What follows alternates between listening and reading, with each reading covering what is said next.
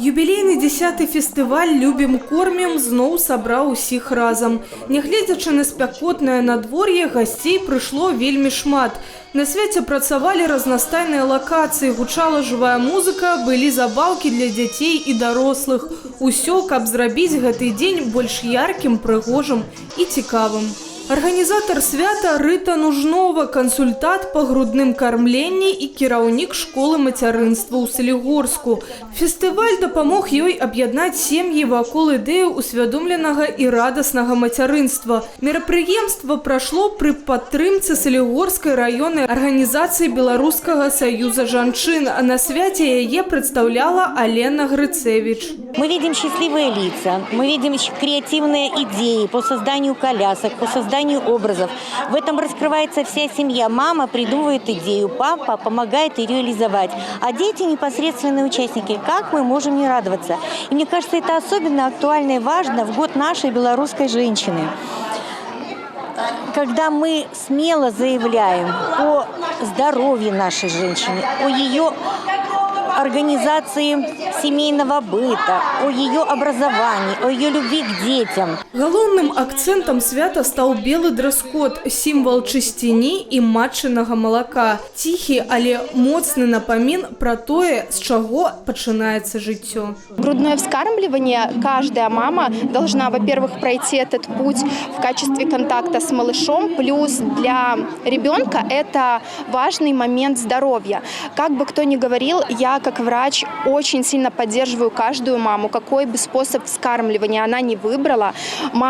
Каждая мама – это лучшая мама для своего ребенка, будь то она на смешанном, на бутылочке, либо на грудном вскармливании. Но хотя бы вот это самое важное первое прикладывание ребеночка к груди, это лучшая вакцина из всех вакцин, которая может быть в этом мире.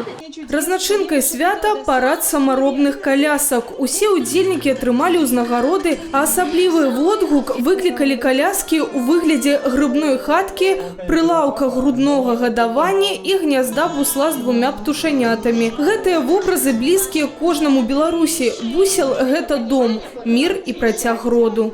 Хотелось, чтобы было светло, хорошо, поэтому мы, конечно, хотим мира и мирного неба. И так и родилась идея именно про аистов, потому что аист – это символ Беларуси, это птица, которая несет на своих крыльях свободу, мир, и благополучие, конечно. Реализация была на самом деле долгая. В принципе, мы практически с момента регистрации, буквально через пару дней, начали продумывать концепцию, чертежи, что как будет располагаться, и начали уже творить. 12 удзельнікаў, 12 зусім розных колясак, і кожная по-свойму учапіла гледачоў. Гэтулькі фантазіі, цеплыні і душы было укладзена ў кожную працу. Сем'і рабілі ўсё сваімі рукамі, і гэтая праца не засталася незаўважнай. Кожны удзельнік быў адзначаны прызамі ад спонсараў і падзякамі за фарміраванне пазітыўнай грамадскай думкі аб важнасці інстытута сям'і, захаванне сямейных каштоўнасцяў і папулярызацыю шчаслівага дзяцінства ад ГА «Белорусский союз жанчын».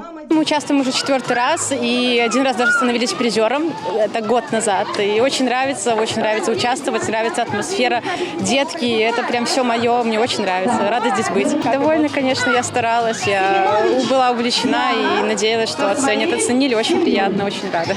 Дабрыня і ўзаемадапамога – нязменная аснова пікнік-фестывалю «Любім кормім». Сабраныя сродкі з фестывалю перадаюцца ў Салігорскі сацыяльна-педагагічны цэнтр. Простая шчырая дапамога – гэта тое, дзеля чаго сустракаюцца, каб дзяліцца цяплом, падтрымліваць адзін аднаго і сваім прыкладам паказаць, што сям'я і каханне – найважнейшыя каштоўнасці.